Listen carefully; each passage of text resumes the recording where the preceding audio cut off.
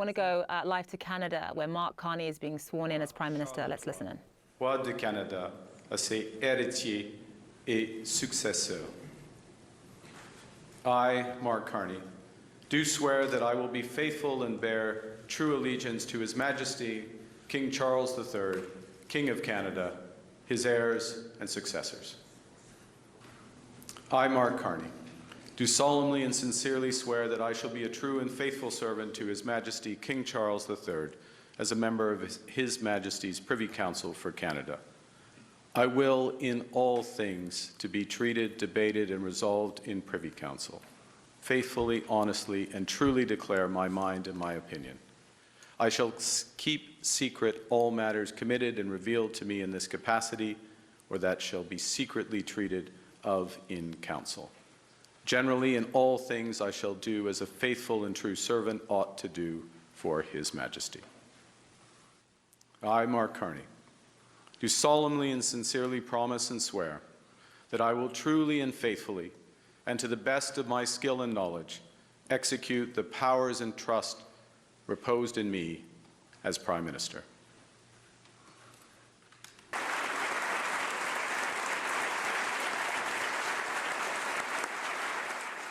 You've talked about Trump needing to show Canada respect. President Trump. President yes. Trump, yes, President Trump needing to show Canada respect. You said that again just now.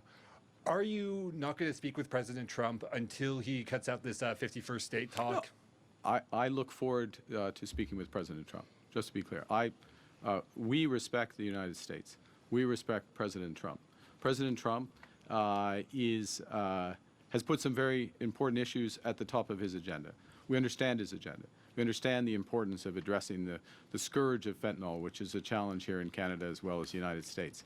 And I would say that the measures that have been put in place in recent weeks in Canada and Mexico, also the United States, means that we are making tremendous progress. I'll speak specifically for Canada against fentanyl. We understand the importance President Trump places on American workers and American jobs. We want him and his administration to understand the importance we put on Canadian workers and Canadian jobs. And we will look for avenues to work together so that both objectives are met in terms of both our great economies, just as we are doing, and the people behind me have led this, just as we are doing with respect to the scourge of fentanyl. Canada has officially sworn in a new prime minister. Mark Carney, a central banker turned politician, took his oath earlier today after the resignation of Canada's longtime leader, Justin Trudeau. Trudeau, who spent more than 9 years as prime minister, bid farewell and thanked Canadians on X, calling them the best country and the best people on earth. CNN's Paula Newton is here with more on this. So Paula, Carney's background is in finance. It's not in politics, much like Trump's when he first became U.S. president. What kind of leader is he expected to be, and how can he handle this current trade crisis? Well, I think in certain levels, in terms of style, much differently than Justin Trudeau. I think right down to the dark blue suit and the gray tie that he wore today to be sworn in, Brianna, there really was a contrast. This is an economist. He is a serious man. He did, I will say, go out of his way to point out the similarities with Donald Trump, that he has cut big deals in real estate and that he did have some ties to the Trump administration in its first instance.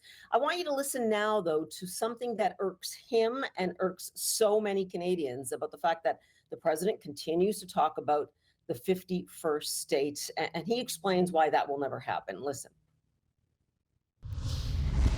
I've been clear, personally I've been clear, the ministers behind me, I think to an individual, when asked, have been clear that we will never, ever, in any way, shape, or form, be part of the United States. America is not Canada. Look at the ceremony we just had. You could not have had that ceremony. You would not have that ceremony in America. Look at the cabinet behind me. You would not have that cabinet in America. You do not have that cabinet in America. We are a very fundamentally different country. Yeah, Brianna, before that, he actually said the words in terms of Canada becoming the 51st state. It's crazy. His point is crazy.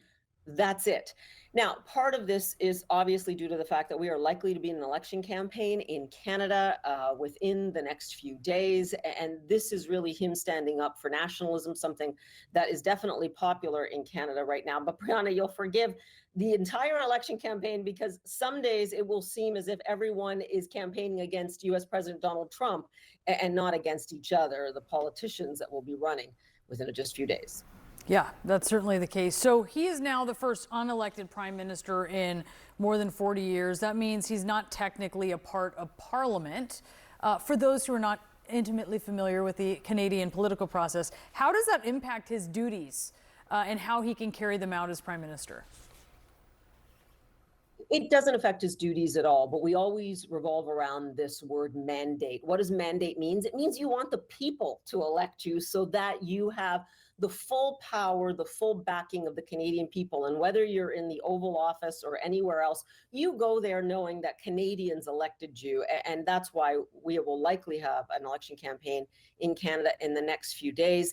As I said, his style completely different. We did notice in the press conference, and he has been this way before. He can get a bit brittle and a bit short with questions. It'll be interesting to see how he campaigns and the pivot that he does make. As you said, from being a rookie politician, he is going to have to study up pretty quickly. Yeah, can't be brittle in politics. Paula Newton, thank you so much for that report.